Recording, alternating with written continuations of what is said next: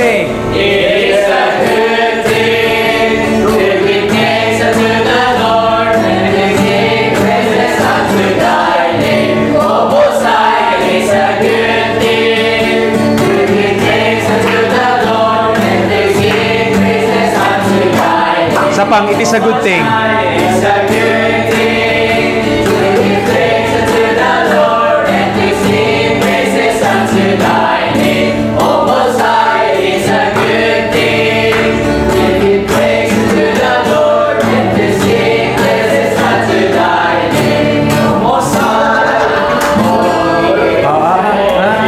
Oh, wait lang. Yan na. Oh, give thanks. for He is good, He is good. Oh, give praise unto the Lord, for He is good, for His mercy endureth forever. Oh, give thanks unto the Lord, for He is good. Isa pa. Oh, give thanks unto the Lord, for He is good. Oh, give thanks unto the Lord, for He is good. For His mercy endureth forever. Oh, give thanks unto the Lord, for He is good. Okay? So kung sa ulo nyo na yon, sa ulo nyo na yung dalawang verse. Psalm 92:1 saka Psalm 107. Verse 1. Okay? Alright. So, for today's discussion,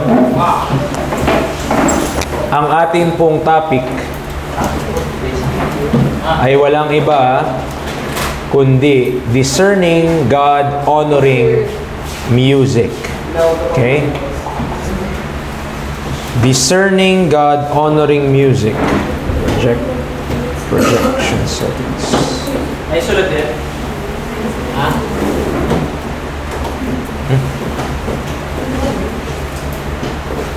Discerning the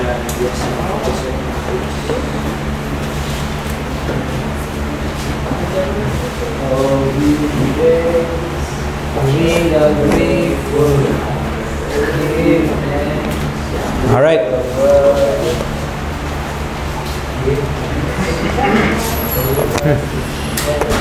Duplicate. Kahit maka-duplicate siya.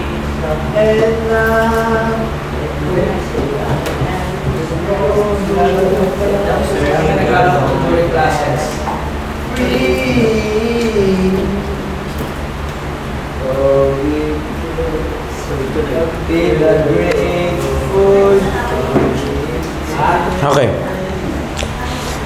Alright, ready na kayo? So, ang topic natin ngayon is discerning God-honoring music. So, bakit ito mahalaga? Kasi every Sunday and every week, maawit tayo dito sa church. Tama? So, we need to know at kailangan maging well-versed tayo, maging aware tayo if our music or choice of songs, if you will, is God-honoring. Ay nakakalugod ba talaga sa Diyos or hindi? Okay? So, may mga different philosophies when it comes to the topic of music. May mga iba't ibang pananaw, no? Mahalaga ba ito o hindi ito mahalaga? Sa pag-aaral natin, may kita natin dito na music is very, very important at meron siyang power to influence a person. Meron siyang kapangyarihan para baguhin din ang isang tao. Okay? Depende kung ano yung pinapakinggan natin laging music. it could also affect the way you live. Kung ano pinapakinggan mo, kung ano yung laman, lumalabas din yun sa dila natin. Kung ano yung mga nasasabi natin, is because we are listening to these kinds of things. Okay? Alright. Music has always and will always be a major concern for any person who is trying to live for God. This is especially important for teenagers because they are constantly being faced with the issue of what kind of music they should listen to. Should they listen to good, godly music that is spiritual and beneficial for the new man, or what appeals to their flesh and is popular by society's standard? Therefore, in this lesson, we will show why this battle is so important and how Satan influences the world's music, and also what is the right kind of music for a saved, born-again child of God. Diba, linggo-linggo may mga umaawit. Okay? At sa pag-aaral na to, ang desire ko dito, para magkaroon kayo ng wisdom sa pagpili din ng inyong aawitin, at at the same time, maging pagpapala sa atin, no? Kasi minsan ito yung nagiging Okay. Magpapataas ako ng kamay, may mga mic tayo dyan. Gusto ko sumagot kayo lahat. Magbigay kayo ng mga ideas nyo on what is acceptable music. Characteristic, katangian. Magbigay kayo ng mga katangian kung ano yung katanggap-tanggap na awit o kaya tugtog sa church. Simulan natin kay Macnil. Merong mic dyan. So, pag gano'n na lang po tayo. Okay? Magbigay ka lang idea, tapos susulat ko dito. Ibig sabihin, hindi. Pwede, kahit ano nga. Any ideas na sa palagay nyo, yun ay katanggap-tanggap sa church. Okay? Na dapat tinutugtog yun sa church, inaawit yun sa church, maaring style o kaya maaring grupo ng banda or grupo ng mga tao, musician or songs, nasa inyo. What, in your mind, sa inyong isipan, what is acceptable music in the church? Okay? Sige. Isa lang, huwag ka masyadong madami. Ano po, sir? Hymnal song po. Hymnal. Wow. Good answer. Okay? Sino pa? JR. Sige, isa-isa na yan. Dire-diretso. Bigay mo kasi dito.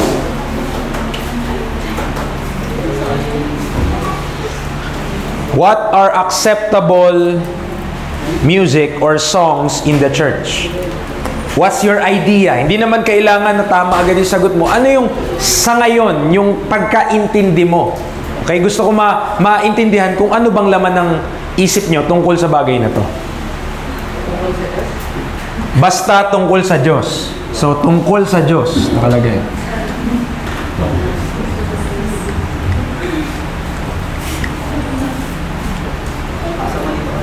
Kaden. Basta may conviction. Okay? So, pwedeng pusong bato. Hindi ko alam! Okay? JL. Oh, may beseeching. So, nagmamakaawa.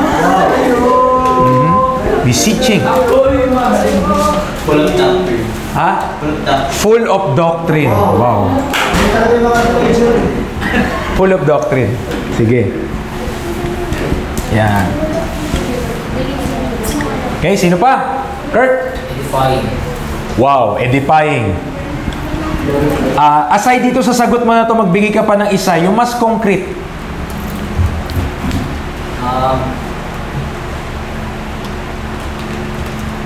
Napaka-broad kasi no edifying eh. Diba?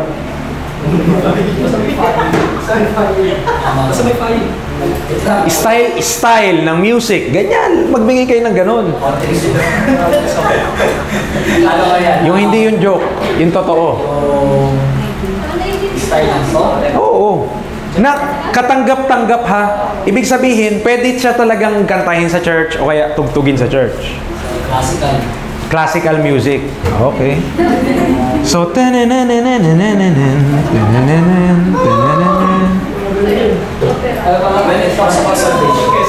when it talks about salvation, basta tungkol sa kaligtasan, ba? Mahirap yan, bro. Okay. Next. Eli. Ayun, meron sila sariling mic dito eh. O, si Jana na, nahawakan yan eh. Kaya naman. Ano sa palagay nyo yung mga basta base sa Bible? Ah, okay. Isinilang ka sa mundong ito. When I walk to the shadows. Okay, next. Casey. Love, basta may pag-ibig ng Diyos. Okay? The love of God is greater far than all of them. Jessa. Ay, ikaw muna, Jay. Hindi rock. Basta hindi rock. Okay, so...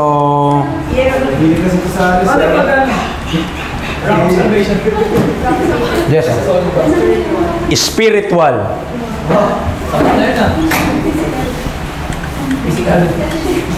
Okay, sino pa? Ate Dayang. Si Sir Jovelyn or Madam.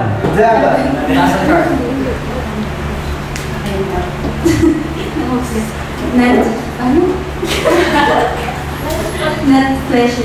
Not fleshy. Okay.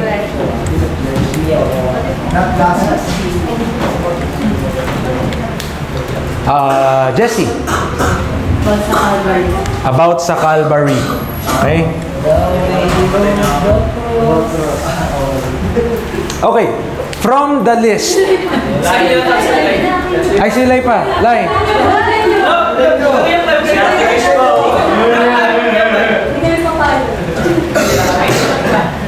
Ano? May dalawa pa kayo dito. Good old gospel singing. Good old gospel singing. Tigas pa.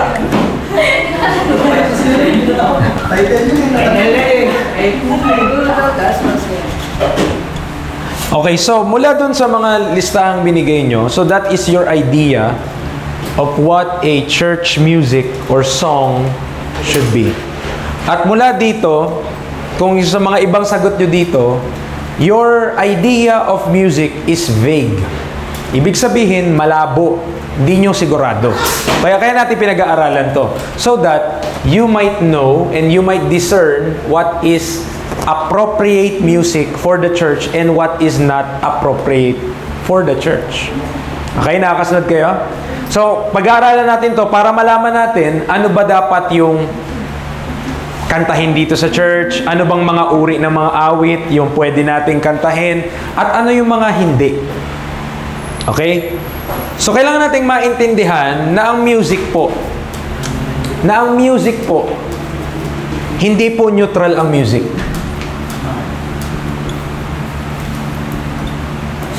Lipay spelling ano? Neutral. When we say music is not neutral, gaya nung pag sinabi mo kasi music is neutral, no? Ibig sabihin kahit anong tugtog, basta merong salita ng Diyos, pwede. Di ba? Kunyari, ano ba yung mga kanta natin?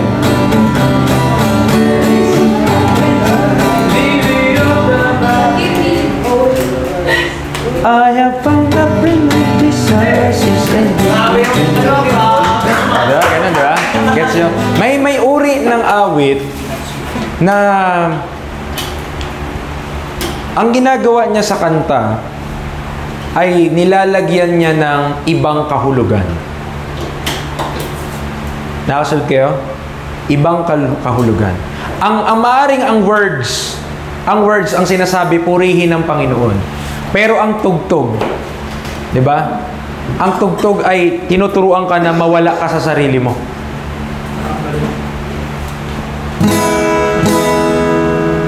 Who compares to you? Who set the stars in your hand? Diba?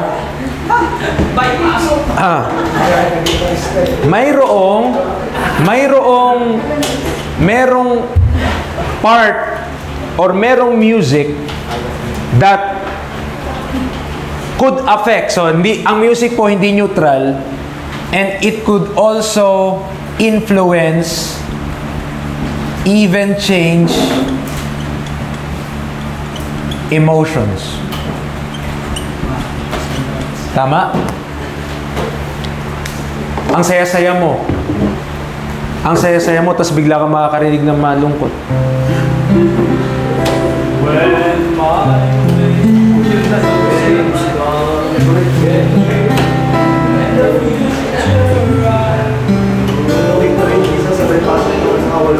Ako'y mag-isa, naglalakad, nagtatanong, ano ba ang buhay? Diba? Ganon. Ibig sabihin, by the music itself, hindi mo pwedeng sabihin na ang music is neutral. It is not neutral. At may kita mo rin sa Bible that it is not. May certain sounds na nag-i-indicate ng mga bagay-bagay. Okay? Merong tunog ang trompeta na kapag tumunog ito, alam ng mga tao, gera yun. Sa unang panahon. Pag ganun yung tunog niya, gera siya. At meron ding tunog na kapag ganun ay nagkakasayahan yung mga tao. Okay? So depending on the music, kaya gusto kong maging deep tayo pagdating sa bagay na ito kasi napaka-powerful talaga ng music. Hindi lang ako magaling na musician, no? Pero music is very, very important. Alam niyo si Pastor Jeter, pastor yun sa Palawan. Tama, kailan yun? Yes, sir. Okay. Si Pastor Jeter, dati siyang membro ng banda. Lead guitarist talaga. At hanggang ngayon, hindi po siya humahawak ng gitara. Till now. Bakit? Sabi niya sa akin, bro, kasi kapag nakahawak ako ng gitara, di ko mapigilan eh. Parang yung dati niyang sinisipra, matutugtog niya pa din. At grabe po, yung mga nagigitara na yun ng mga rock band na yan, pag naggitara yan sila, para silang sinasapian. Habang tumutugtog sila. Ganun yung mayroong ganong power. At sasabihin nyo, preacher, parang imposible naman yun. Si Saul, tinawag si David para palayasin yung masamang espiritu sa kanya gamit yung pagtugtog ni David. Music is also meron siyang sa spiritual things. May epekto yon sa spiritual things. Okay? Kaya po, hindi dapat kayo maniwala ng, ang nagsasabi lang nito, yung mga CCM eh. Sila yung nagsasabi na ang music neutral. Bakit? So that every or any kind ng genre, pwede nilang gamitin. Diba? Yung paborito ni Kurt, yung mga on the line ng damo. Diba yung ganon? Ginagamit po nila yun sa worship service. May ganong kanta na. Na nagre-reggae, oo. Pero sa church yun Panginoon, kung Jesus, ako ay iyong niligtas. Ganun lang yan eh. So, tignan nyo kung ang idea nyo ng kanta na pwede sa church ay basta, tignan nyo based on the Bible, aba, pwede akong kumanta ng mga Freddy Aguilar na basta papalitan ko lang ng lyrics. Diba? Nung isinilang ka sa mundong ito, may kasalanan ng magulang mo, pati ikaw naman na mo iyon. O, diba? Biblical na yun. May doktrina na yun. Diba? But it has, and I could also say na music has a spirit na dala-dala. May spiritong dala-dala ang music. Kaya very, very careful dapat tayo in our choice of music. Dahil ang music, hindi po siya nagbibiro. Okay? Ngayon, may pupuntahan tayong mga passage. O. Punta tayo, Job 38. Job chapter 38. Job chapter 38. Pwede bang basahin sa atin ni Jana? Verses 4 to 8. Job chapter 38 verses 4 to 8.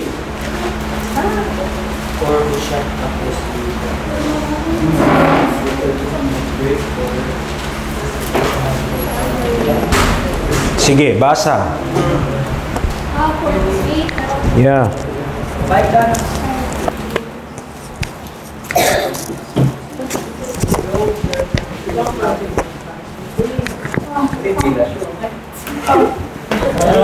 Sige, sige. Basa.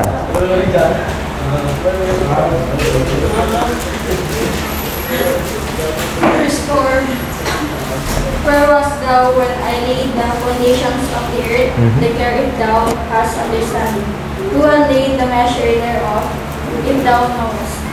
Or what thou stretch the line upon it? Whereupon are the foundations thereof casted? Or who laid the cornerstone thereof? When the morning stars sang together, and all the sons of God shouted for joy?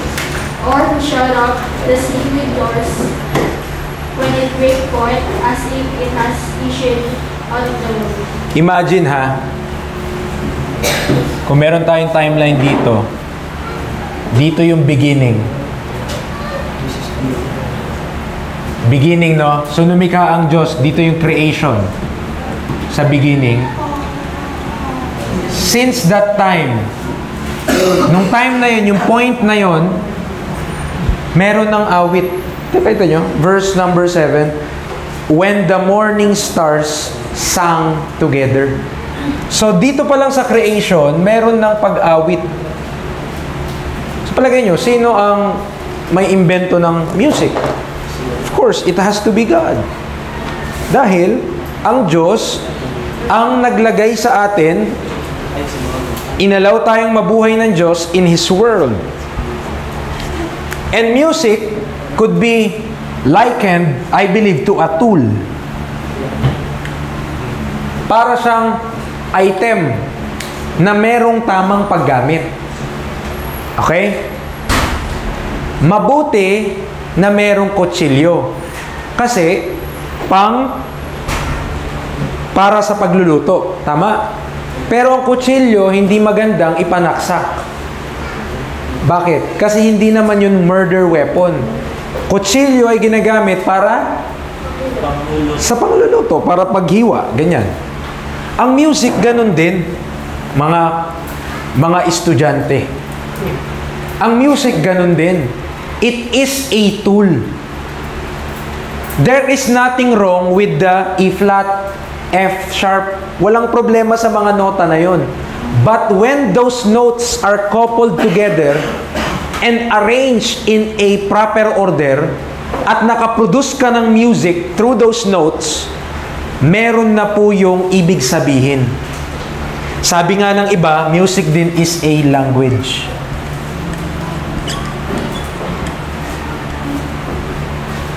And if music has a language, then merong mensahe na pinapadala ang music sa bawat isa. Okay? May pinapadalang mensahe. Meron sila. Hindi ko lang maalala kung saan ko na na pakinggan yun or nalaman yun. Pero merong research na ginanap. Hindi ko alam kung sa Amerika na dalawang stranger, kinulong nila yata sa isang kwarto ganyan. Dalawang stranger, di magkakilala. Una, yung pinapatugtog nila, parang mga country lang. Tananang, ganyan. So nag-uusap sila, friendly. Friendly yung pag-uusap nila. Pero nung pinalitan nila ng romantic song yung background or music, medyo nag-iba yung ginagawa nila. Mas iba na yung pag-uusap nila, mas intimate na. Pinalitan lang, ang only difference, pinalitan lang nila yung tugtog in the background. And you could not deny that music can influence and change emotions. Hindi pa ako naka-attend sa mga, at wala akong balak umattend sa mga concert na ginaganap sa Araneta Coliseum or sa sa Pasay, dun sa SM something. But magtataka ka,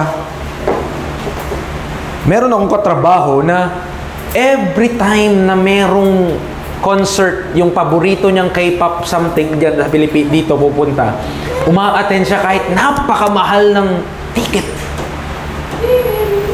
Ang mamahal ng ticket pero uma-attend sila. Hindi naman sila makakapunta sa unahan. Doon lang sila sa likod. Diba? Pero, bakit sila uma-attend? Yun ang tanong. Tama? Gising pa ba, JL? Okay? Bakit sila uma-attend? Napakinggan naman na nila yung music na yun, Sa YouTube pa lang napapakinggan na nila yun, ba't gusto pa nila ng live? Diba? Nakita nyo? May dala-dala kasi ang feeling nila, parang kapag a-attend sila doon, ang feeling nila, you have a sense of community that sing together ganun. May kapangyarihan. Nakita nyo, even in the beginning, may pag-awit na. Sang together. Okay, yung morning stars. Anong tawag ngayon sa mga sikat? Stars. Sino yung star of all season? Nora Honor ba yun? Okay, Revelation 14. Revelation 14, hilingin naman natin si Casey magbasa. Revelation 14, 12 to 14. Ang motto natin sa klase natin, no student left behind. Wow! DepEd. Ibig sabihin, kapag meron sa inyo dito, hindi marunong magbasa, pagkatapos natin, marunong ka na tumula. Or verses 2 to 4, Revelation 14.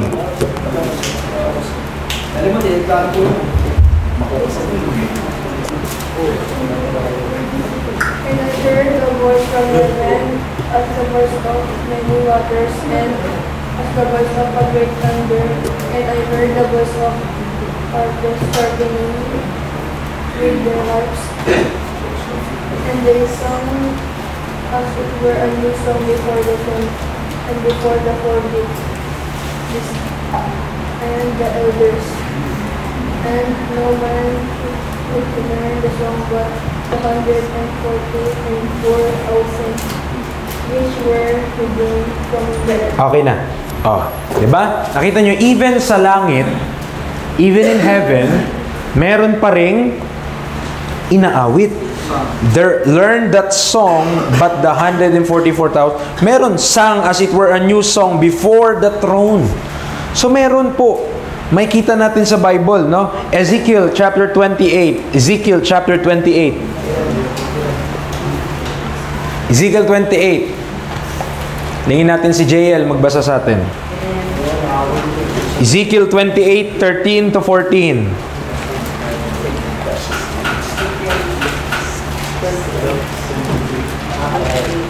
Ezekiel chapter 28 verses 13 to 14.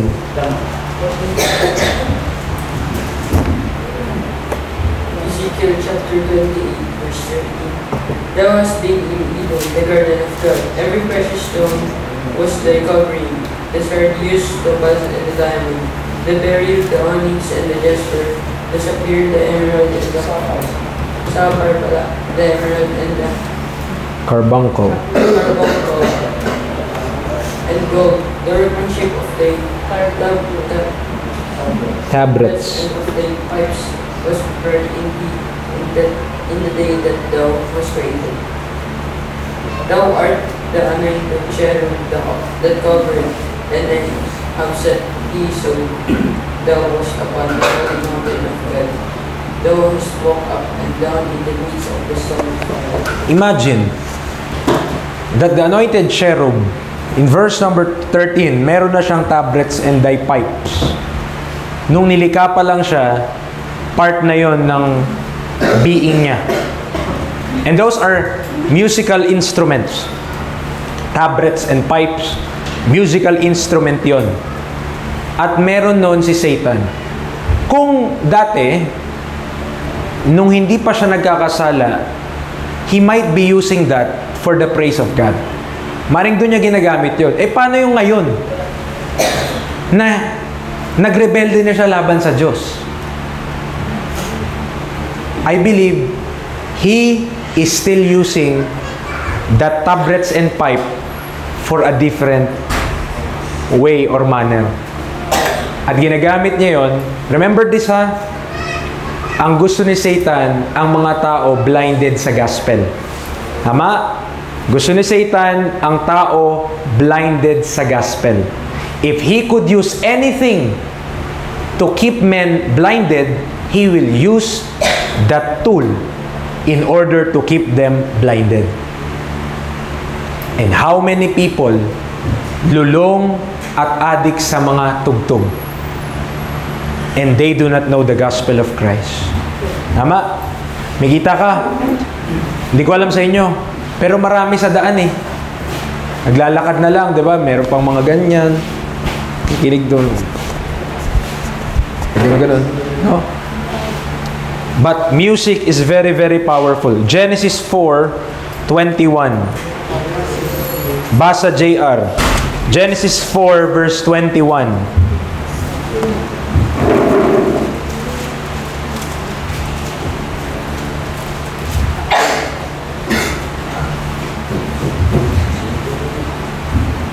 His father's name was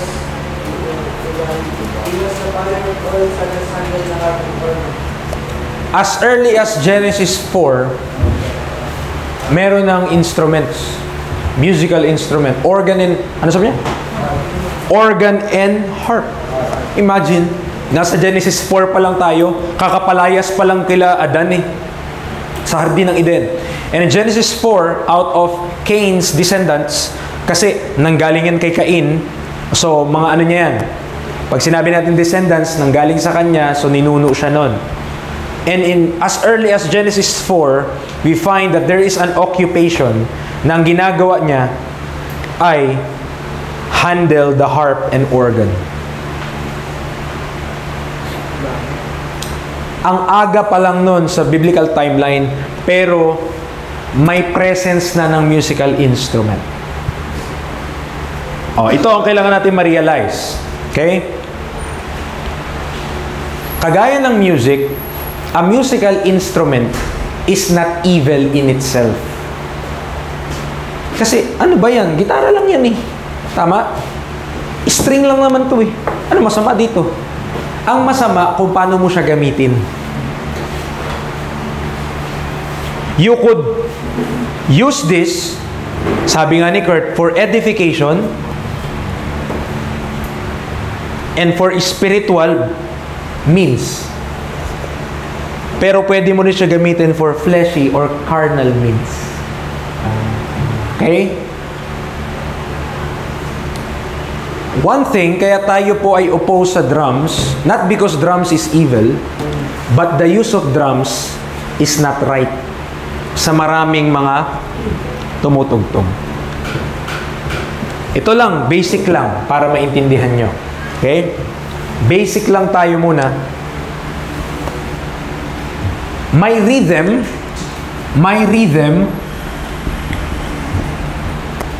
ang bawat awit. Yung iba, hindi mo mapapansin yung rhythm, pero lahat may rhythm. Okay? At meron tayong beats. Lagi ko ine-emphasize yan kila Kurt. Beats. So, in a 4/4, 1, 2, 3, 4, 1, 2, 3, 4. So, 4 beats minsan, di ba? Bawa. I heard an old story. 4/4 yan eh. How a Savior came from glory. 4/4. Okay? Ang ginagawa kasi dito, ito.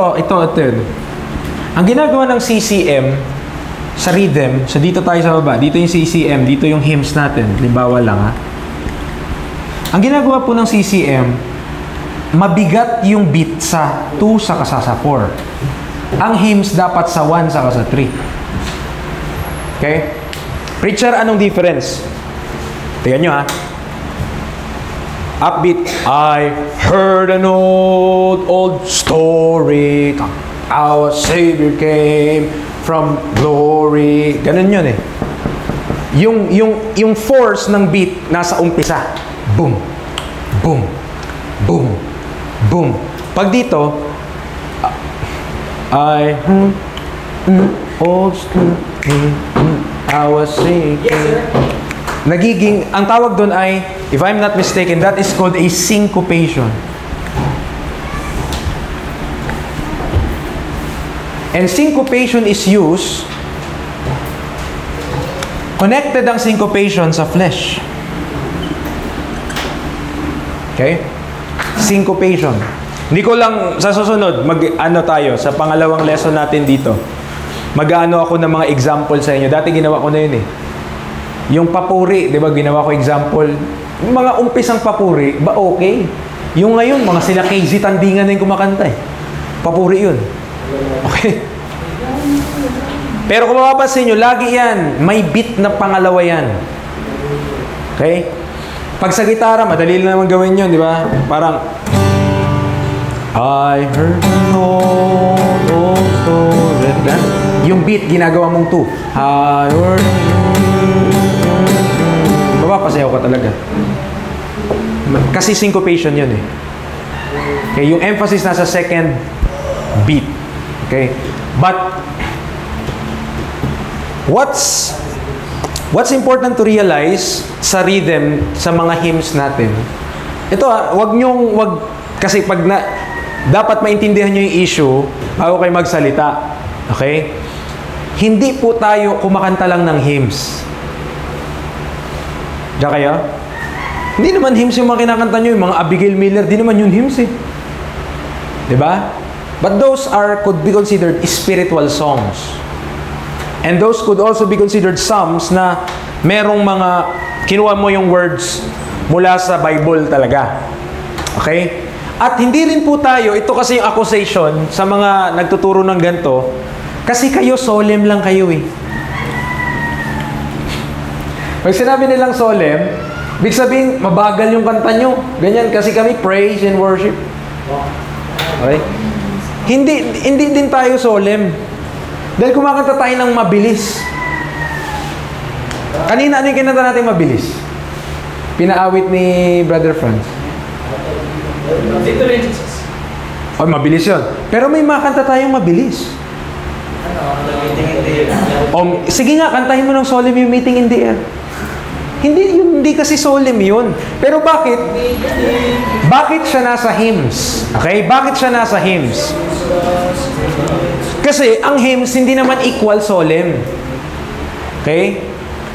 But ang impression sa atin ay naggaganyan kayo. Against kayo sa mga ganito. Okay? Mas maintindihan natin by and by sa mga pag-aaral natin.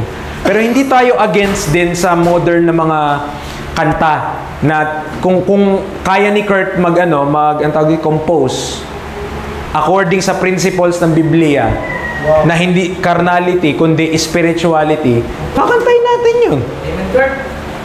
Diba? Hindi, kasi kapag yung mga yan, ayaw kasi niyan ng mga modern eh. Hindi amin ayaw yung modern, yung style yung inaayawan. Kasi yung style, fleshy. Makalaman, hindi spiritual. Okay? So, kung yun lang yung tanging, tingnan nyo ha, kung yun lang yung tanging parameters natin, spiritual dapat at hindi carnal. Sa palagay mo, sino lang makakaintindi nun? Yung save lang. Bakit? Yung save lang ang spiritual eh. Narinig nyo? Ngayon, kung ang mga simbahan, hindi sila saved kasi iba rin yung gospel na dala-dala, ibang mensahe yung dala-dala, how could they understand the issue of music?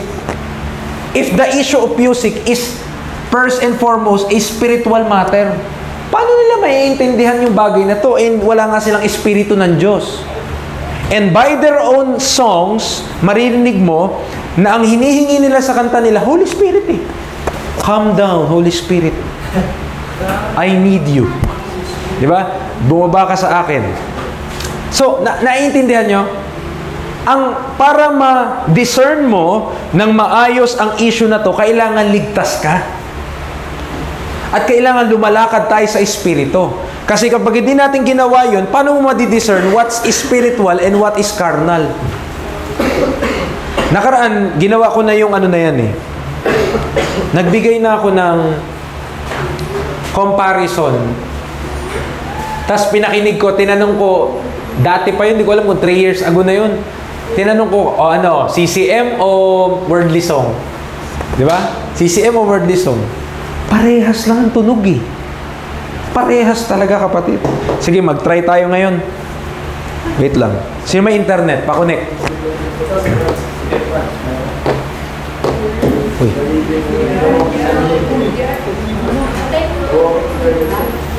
Pwede mag-connect, bro? Sige lang, sir. Anong ano mo, bro? Ayaw niya i-share sa lahat kasi kayo, kukonek din kayo ah. Kasi ano, Ba? Okay.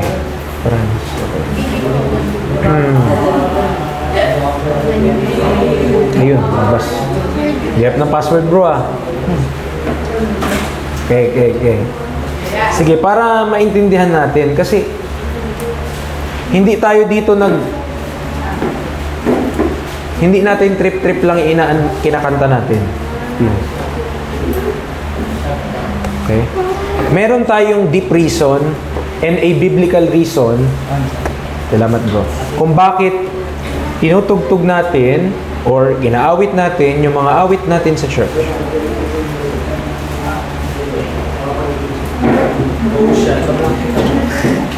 Ano? Oceans? Sige, papatugtog ko dito. Sino may alam na Oceans? O, diba? Umingiti si Ate Dayang, alam din ni Ate Dayang yun. Wow.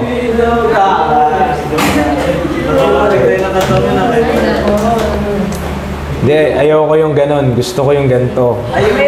yung love ko yan.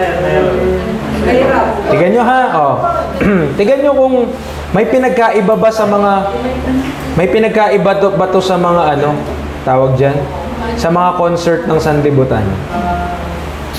Paborito to ni McNeil eh. Di ba? Di ba? Tinatanong niya na kung ano.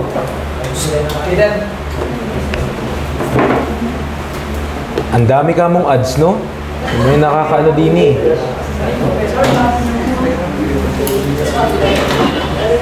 Yan yung paborito ko, Downy kaya to, Downy. Okay?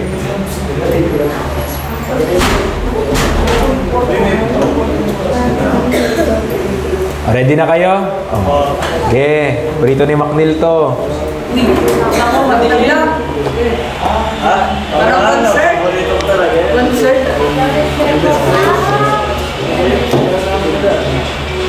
Asset again. Parang concert.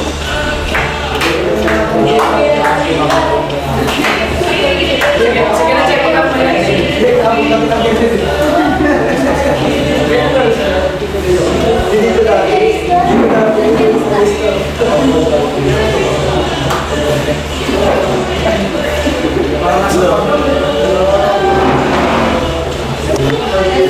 Diba? May humakanta na, diba? Si Noriel, oh. Siyempre, kung ang ano mo, kung ang pinanggalingan mo ay kagaya sa atin, nag-hymns tayo, di ba? Hymnal. Hindi ka naman tatalon doon agad eh. Ah, di ba? Ganto yun. Ganto muna mangyayari.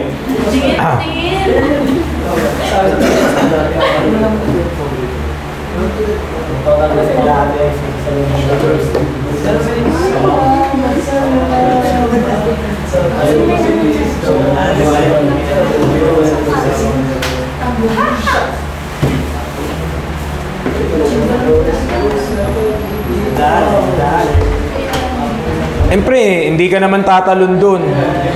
Diba? Hindi ka naman tatalon sa ganun. Mga ganto-ganto lang muna.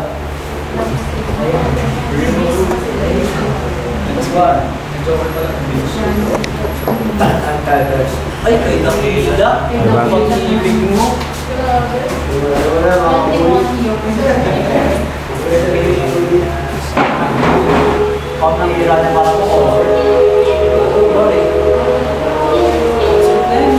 Papuri yan.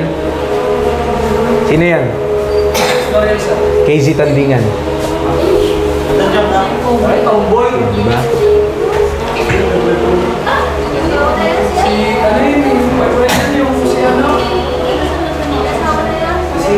Oo. Si DJ Rato. Si ano? Tender Juice.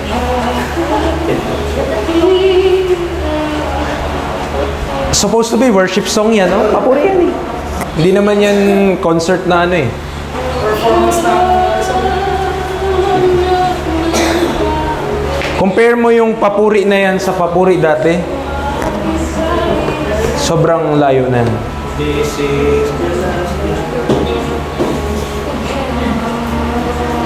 Diba? Tingnan natin, papuri 1.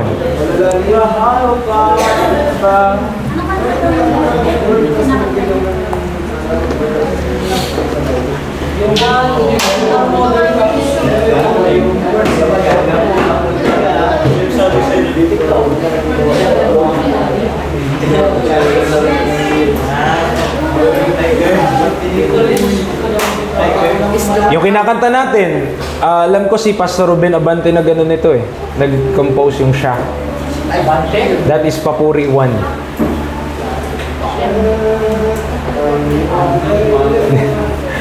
Iba.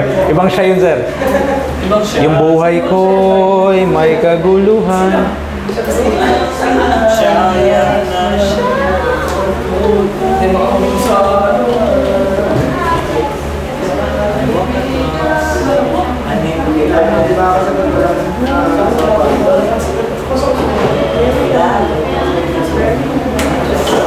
Diba, ganon.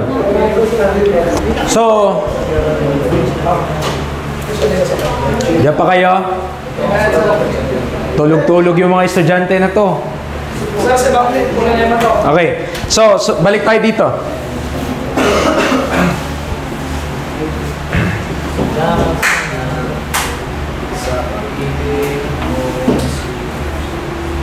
Isa sa dahilan din kung bakit we should avoid those kinds of music ay pinapahina nito yung doctrinal stand ng isang church.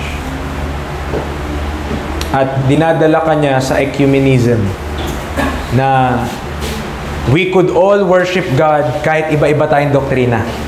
Parang wala yan. Wala yung mga doktrina na yan. Di yan mahalaga. Ganto ganyan.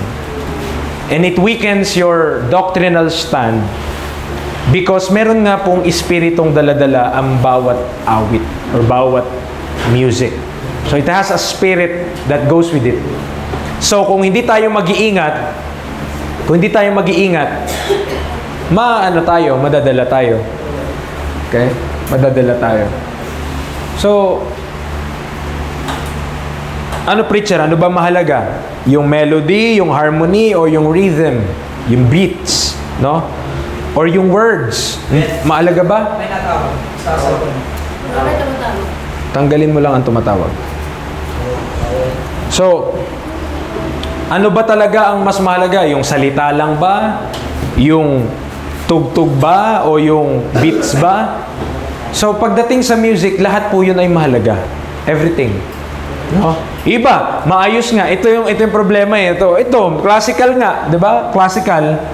Pero minsan, may classical din na hindi maganda. No?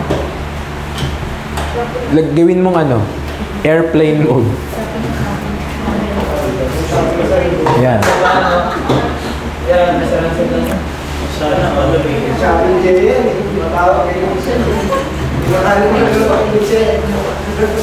So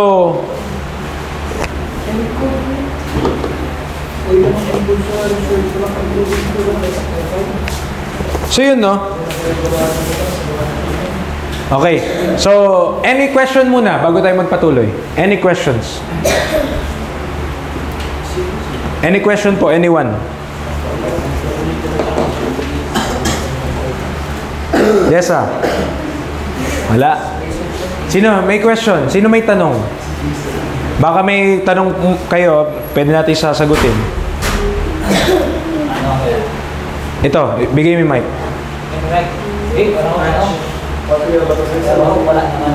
Wala naman. Sino may tanong? Sige na. Ikaw, tanong ka. Sino may tanong?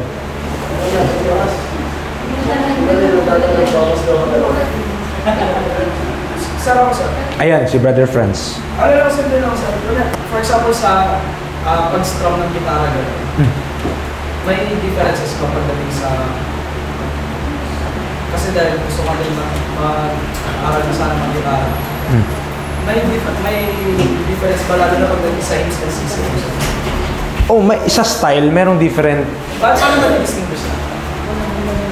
Dahil hindi ko pa masyadong gets na. Hindi, kailangan mo magpaturo sa nakakaalam na. Kasi pag ikaw yung pag tayo lang mag-self-study, baka mapunta talaga tayo dun sa ganun. No? So,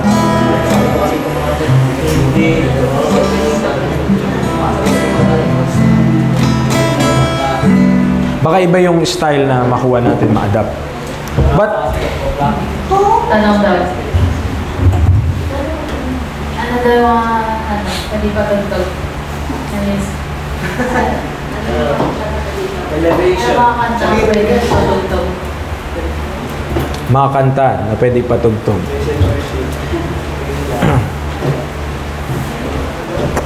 Punta tayo sa Ephesians 5.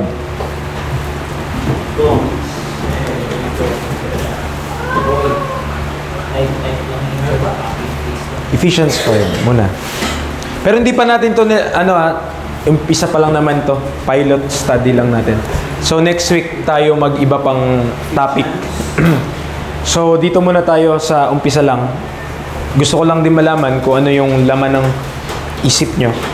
Kasi kaya ako ay aware din sa ganitong bagay kasi dati ganyan yung mga pinapatugtog ko. At ako ay in din sa mga ganong bagay. That's why I'm aware dun sa issue na yun. Ephesians 5 verse 19 is speaking to yourselves in psalms and hymns and spiritual songs, singing and making melody in your heart to the Lord.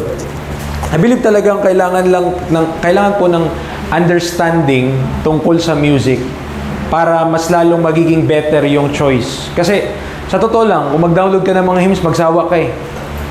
Pag yun lang paulit-ulit mo. So, kailangan matutunan natin na merong mga tao na gumagawa sila ng good music na nakaka-enjoy din pakinggan.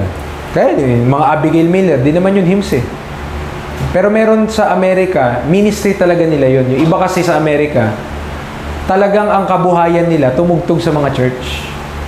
Kumakanta talaga sila, iba-ibang church. Tapos nilalabgipan sila pagkatapos. Ganun yung ginagawa nila.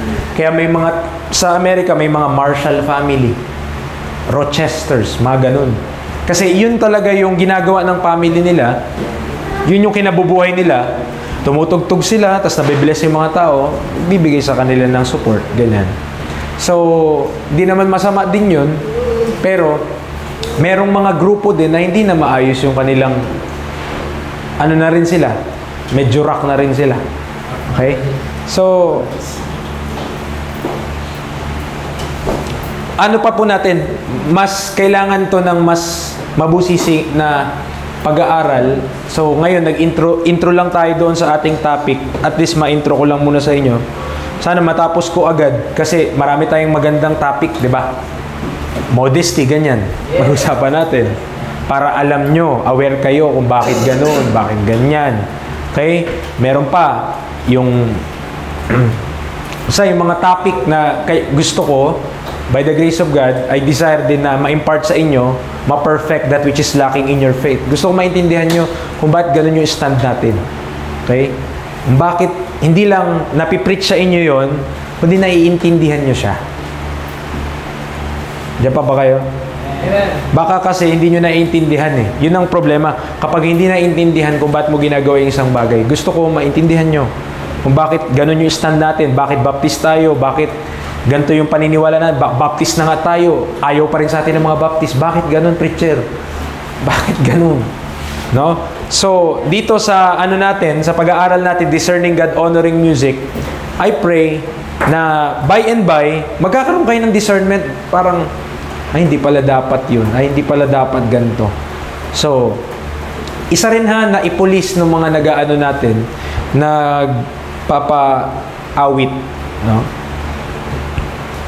As much as possible, wag na tayo magpa--1.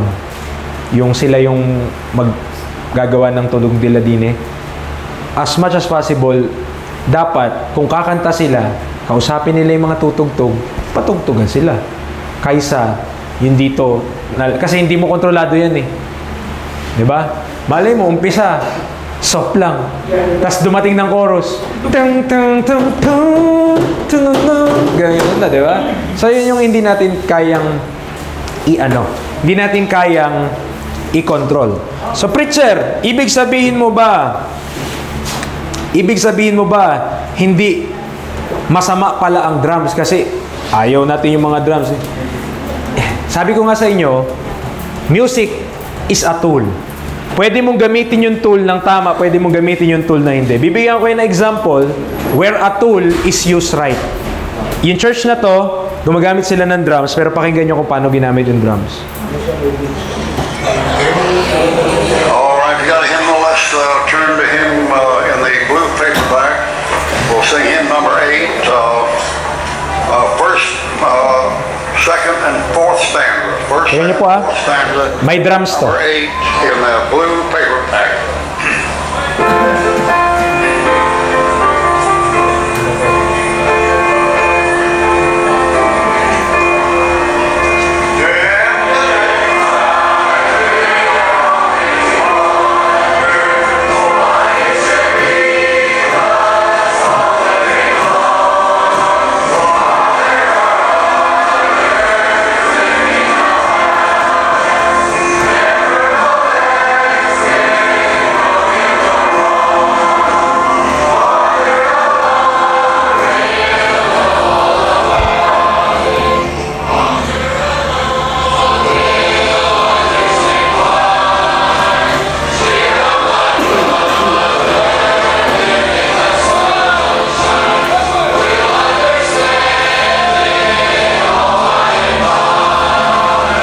Narinig nyo? Narinig yung drums? Narinig yung drums? Pero wala siyang cymbals. Pwede rin naman yung cymbals. Ito kasi yung issue sa drums. Kaya, hindi maganda yung drum set na talaga, yung drum set na ganun. Yung mga yun kasi, alam niyo yung sa mga drum and lyre, ganun yun. Merong snare drum, merong yung mga nagda-drum and lyre, alam nila gamitin yung drums na maayos. Kasi, yung drums na yun, denotes din yun. Meron ding binabasa yun. Pag yun yun kapag merong sa inyong marunong nun, ang sarap din lalo umawit. Hindi masama ang drums. Yung, sabi ko, iulitin ko sa inyo, it is a tool. It's just a matter na wala sa inyo dito ngayon, wala sa church natin, na marunong mag-drum and lyre. Wala. Oh. So, kung walang marunong, mas mainam, wag mo na lang gamitin. Kasi pag ginamit mo, baka mali pa yung paggamit. Naintindihan? So, yun po yung issue. Pagdating sa, walang problema kasi drum, talagang sa umawit nun, kakaiba talaga yun. Pero kung mapapansin nyo, kung medyo subtle yung pandinig nyo, nandito yung beat sa kanila. Kaya hindi ka mapapasayaw dun eh. More on, ang rhythm po ng mga hymns natin, march. Marcha. Dito, dance. Sa hymns, more on march. Parang mapapamarcha ka. Mas lalo kang gaganahan kumanta, parang gusto mo lumaban eh. Diba? The fire is on the trump. Diba? Ganon. Pero kapag yung tugtog natin ay ganyan, syncopation, siya eh. Iba yung espiritu dala niya. Saka mas ganun nga. Yun na yun. Nakakasunod? Okay? So, hindi tayo pwedeng maakusahan, di pwede sa inyo yung drums. Walang marunong kung paano gamitin nyo ng maayos sa church namin. But if there will be someone na mag-aaral at willing siyang mag-aral nun, paggamit niya sa Panginoon yun. Amen, Doc. No? But anything, bakit? Sa palagay nyo ba yung piano hindi pwedeng gamitin sa mali? May mga nagja-jazz sa piano. May mga nagja-jazz sa gitara. May mga nag-ano dyan. Pwede yung gamitin sa mali din. Okay? So, hindi yan mas banal kumpara sa drums na snare drum. Pero, of course, mas madaling aralin ito kumpara naman doon. Saka mas abundant yung supply nito. Kapag bumili ka lang sa Shopee, meron ka ng gitara eh. So, yun po ang ano natin dyan. Okay? So, I hope itong mga bagay na ito, it's just for ano pa lang, umpisa pa lang. No? Saka I encourage you, sana Macnil, JL, Kaden, JR, sana mag-aaral kayo ng mga instrument.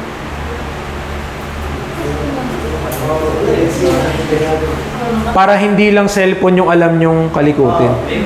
Diba? Para marunong din kayo ng ibang mga ano. Kung ayaw, sasabihin nyo, si Kuya Aldrin lang marunong mag-gitar, bumili ka ng mandolin. O kaya bumili ka ng ano. Alam niyo yung ano? May piano yon, tapos ano yon? Ginaganon. Ha? Accordion. Oo. Diba? Pwede yun. Oh. Imbis na cellphone yung imbis na cellphone yung tawag dito, pinag-iipunan, bakit hindi gano'n yung mga bagay, diba? So, yun po. Pero sabi ko nga, ito, the issue of music is very sensitive. Very sensitive. No? Unti-unti lang natin, aralin natin maigi, tigan natin yung mga Bible verses, ma-edify tayo, tapos magkaroon tayo ng discernment on how to choose rightly yung mga music natin. Kasi maapektuhan din po yung pag-iisip natin ng mga tugtog na inaalaw natin sa ating mind. Okay? So, yun lang muna sa ating pilot study for this, this February 15. So, see you on our next study. And I hope naging blessing sa inyo yun. O, hilingin natin. Dance.